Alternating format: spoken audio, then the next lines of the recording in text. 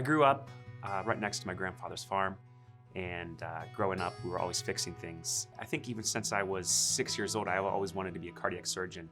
When I think back to it, I think it was probably fixing things and knowing how you can use your hands and solve a problem. My name is Chase Brown, and I'm the surgical director of coronary revascularization at Penn Presbyterian Medical Center.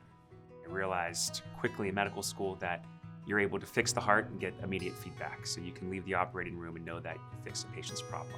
The focus of my work is on coronary revascularization and advanced techniques in coronary revascularization. The field has developed a lot since the 1960s when the first coronary bypass procedure was done, and that's taking veins or arteries from a part of the body and bypassing obstructions in the heart that cause coronary disease or angina or chest pain. What I am able to do is to do advanced techniques where we can do these procedures off the bypass machine, where we don't need to arrest the heart. We can keep the heart beating while we do the procedure, which lowers complications for the patient.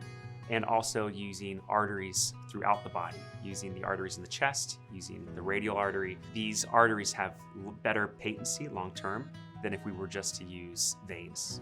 One of the other areas of interest is the minimally invasive approaches in coronary artery surgery, which involves using the robot to take down the internal thoracic mammary artery in the chest wall, and then through a small incision on the left side, we can complete this procedure without opening the chest.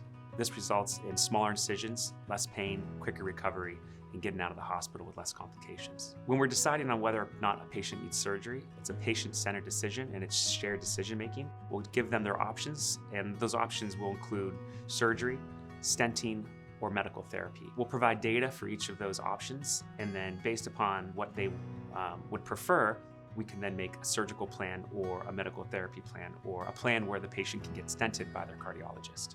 I think the most exciting thing is to take people who are having issues, having chest pain, having shortness of breath with exertion, and not living the life that they want, and then seeing them and helping them form a plan where we can fix that.